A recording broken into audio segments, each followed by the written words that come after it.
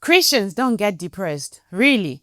This is something many people still say, and it is something that I was told over and over again. But the truth is, right now there's a quiet crisis in our churches, and this is a topic many people are uncomfortable with because we want to portray a picture that with Jesus in the vessel, we can smile in the storm. We even sing, with Jesus in the vessel, we can smile at the storm. And we even say, with Jesus in the and the and the And nothing wrong with singing, but remember, those who actually had Jesus in the boat cried for their dear life. Didn't they know Jesus? Don't get me wrong, I am just trying to be as real to life as I can. And after singing, we don't want anyone to see us crumbling under pressure. Therefore, we suffer in silence. Hi, I'm Tadana and welcome back to my channel. I hope my last video helped you or opened your eyes in some way. Thank you so much for your love and support. I truly appreciate each one of you. My hope is that my channel continues to grow, reach many people, and make a difference in their lives. So every week, millions of Christians walk into church and they put on a brave face and they take their places. They worship, they serve, and they even lead whole congregations. But many people are hurting inside. I came across research that shows that pastors, they are even suffering from intense depression. So this is real. So many people are pretending to be okay. Some of the most painful, broken situations are hidden behind strong Christian lives. Even in marriages, couples are pretending they're smiling in public, but falling apart in private. People are carrying heavy, silent battles, but instead of getting help, they spend what little strength they have to try and look fine. Why? Because a culture has been created where depression is treated like weak faith or even a sin. We have turned our churches into places where people feel pressure to look okay instead of places where broken people can come and heal. And an army that is too ashamed to admit that it is broken is an army that cannot fight. That's why we need to wake up.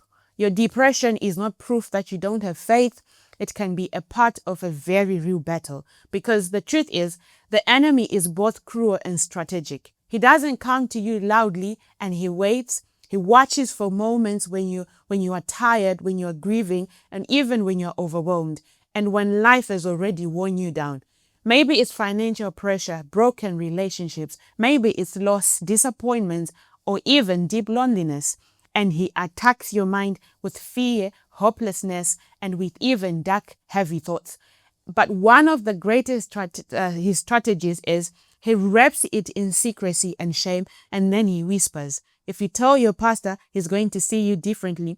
And if you tell your friends, they're going to think your faith is weak. So you stay quiet and you wear a mask. You keep showing up, but inside you are breaking. Because as long as your wound stays hidden, it keeps getting worse. Silence isolates you, pretending drains you, and before you know it, you have almost nothing left. You don't have strength for your family anymore, for your purpose, and for people God has called you to reach. The enemy doesn't need to destroy you. He can just make you keep silent. But today, that silence has to stop. And I was helped when I finally spoke up. I was like, I had been blind and suddenly I could see again, not just myself, but everything. So if you are watching this right now and you are carrying something heavy in your heart, a wounded heart, a silent struggle, hear me clearly. Your pain does not qualify you from being a child of God. Look at scripture. Joshua the high priest stood before God in filthy garments while Satan accused him. But God stepped in and said, "Is this not one I have rescued?" Your condition didn't define you then, and it doesn't define you now. Depression is not your identity.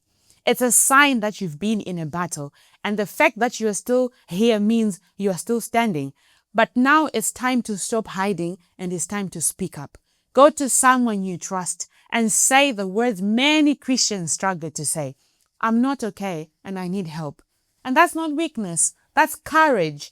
That's the beginning of healing. And yes, please seek for help. There is no shame in getting help. God has provided people with wisdom and training for a reason. but most of all, run to God. Don't hide from Him because you feel broken, ashamed, or you're tired.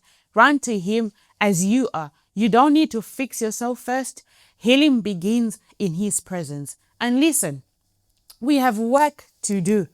The world is hurting, and we cannot afford a church full of people pretending to be strong while quietly suffering.